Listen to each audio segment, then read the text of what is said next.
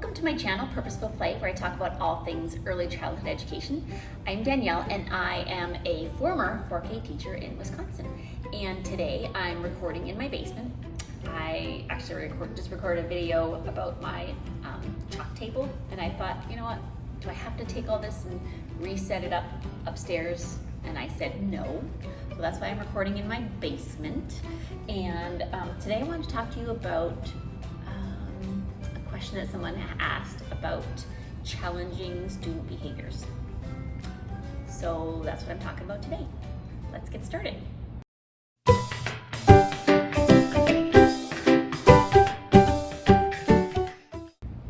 When thinking about children that we might label as challenging or their behavior is challenging,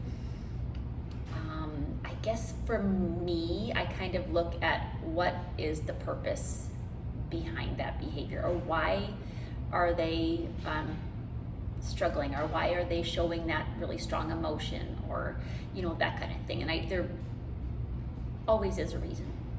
So I kind of go back to the very beginning. So in the beginning of the school year, what are you going to do to make sure that you are setting all children up for success?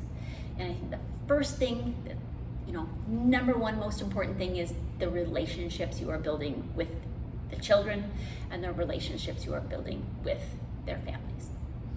If you at the beginning of the school year could take some time to get to know each family, so having that time, whether it's even just 15 minutes to be with just that one family, asking them what their goals are for the year, or what their child is really interested in, what are some things that their child dislikes,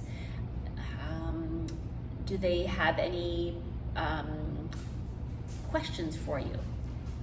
So really asking a lot of those questions to get to know them and get to know their children.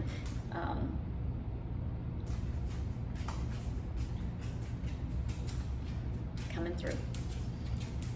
The other thing is not just getting to know families and what their goals are and what their needs are or wishes for their child that school year.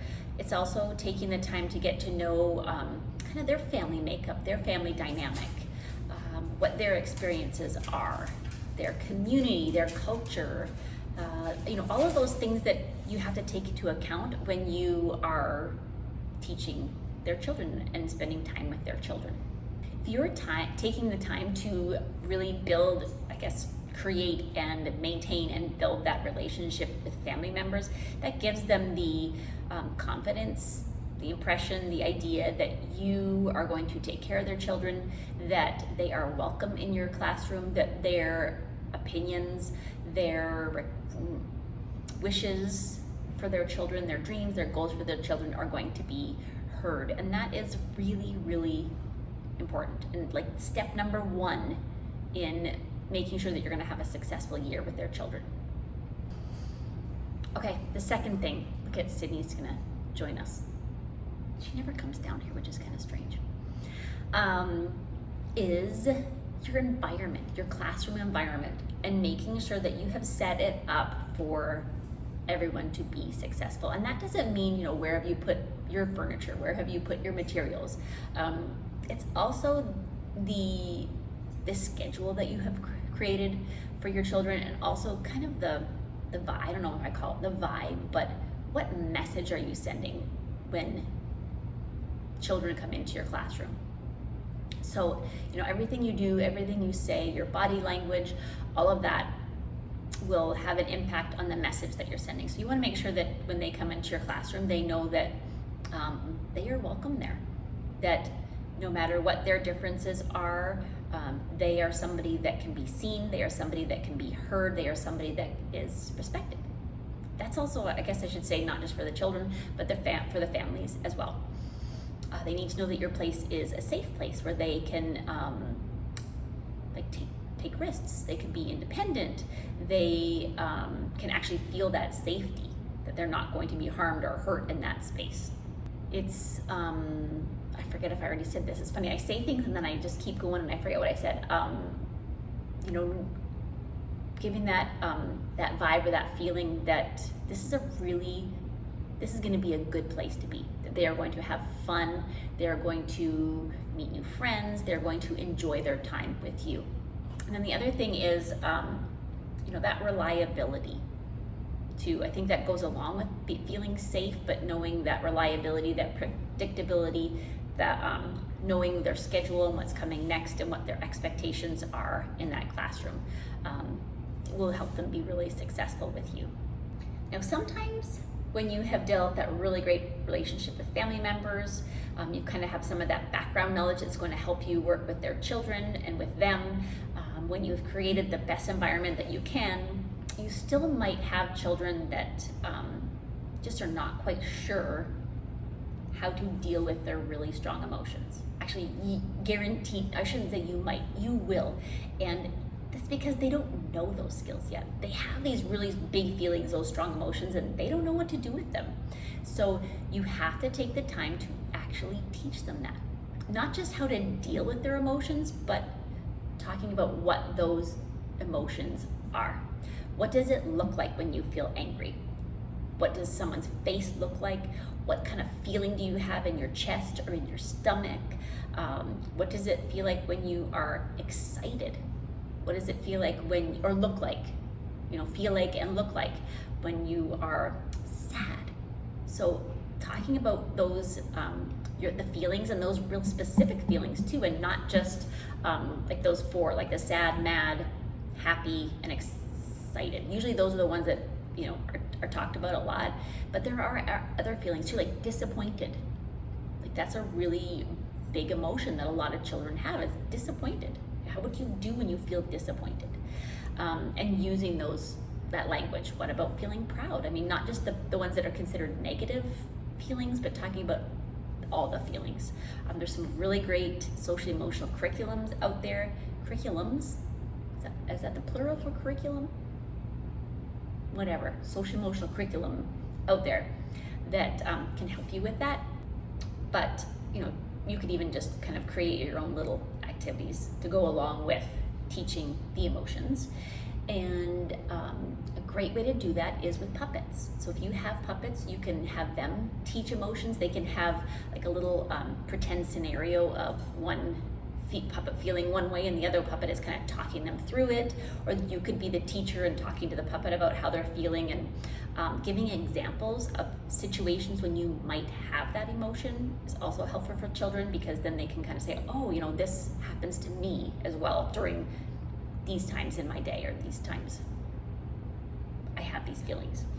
So that's kind of the first thing, is you have to teach them about the feelings, and then you have to also teach them the techniques to deal with those emotions. What do you do when you have that really heavy feeling in your stomach, when you feel nervous, or that hot feeling in your chest and in your head when you're angry?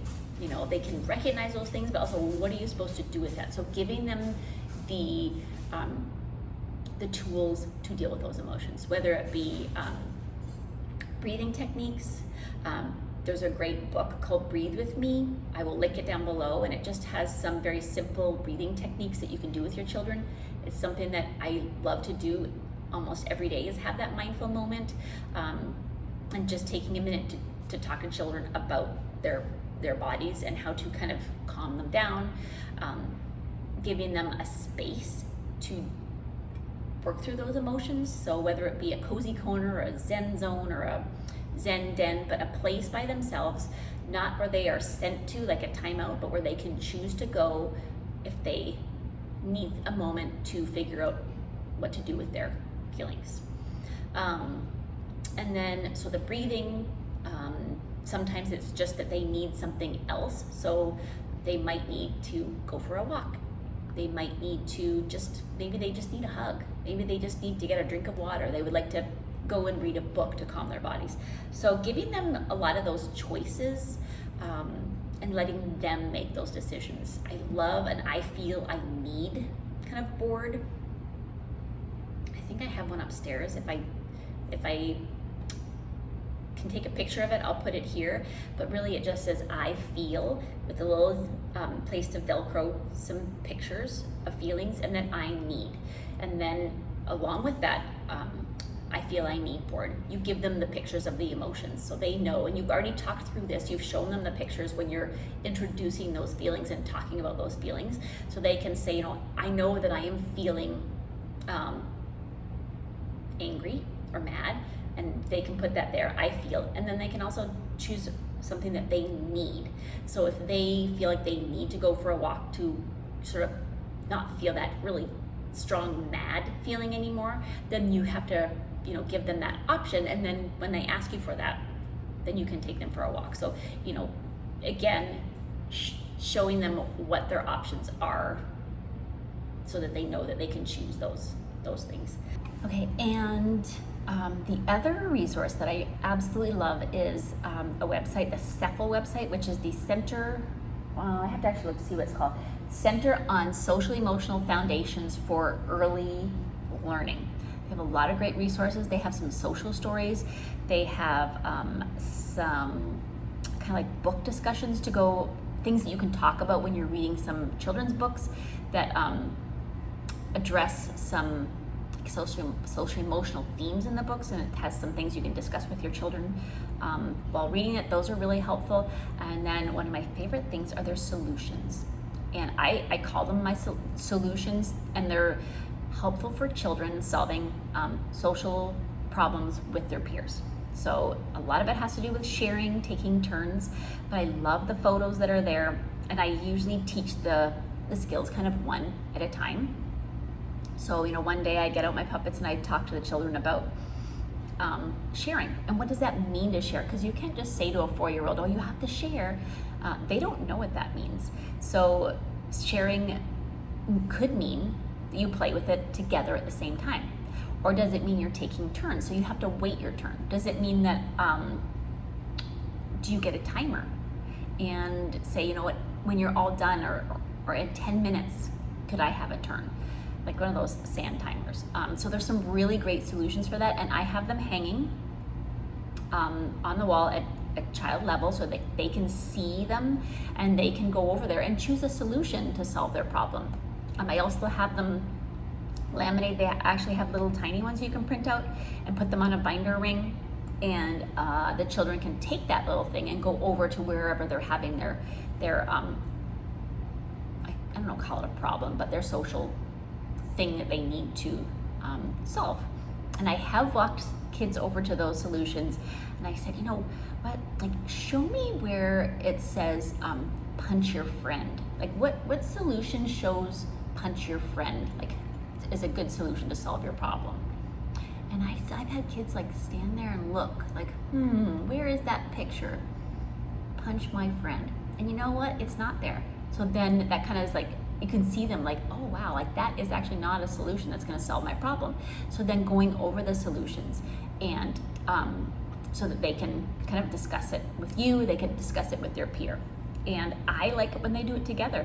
And it has to be something that you teach, and it's something that you have to say that both people, or if there's, you know, more than 2 people, then all the people involved have to agree on that solution. So sometimes you might say, you know what, we're gonna take turns, we're gonna use a timer. Well, one person might need more than 10 minutes, or they want to play with it until they're done, like whatever time that they think that is. So you kind of have to say to them, you know what, sometimes somebody might say, no, I don't want that, this one's not gonna work for me. Can we pick something else that's gonna work for both of us? And so again, taking the time to teach that. Okay, so those are kind of my main things: relationship building,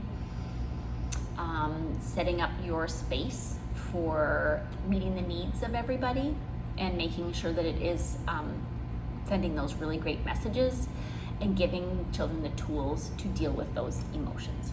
And then the other thing, the last thing I want to share, is that every child is different, and you're going to have children that they're all not going to be dealing with their emotions and what's going on with them in the same way, and that's okay.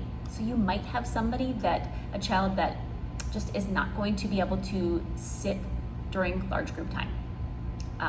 They might have had a rough morning, maybe they're hungry, maybe there's just a lot going on in their mind that day or every day, and that's okay.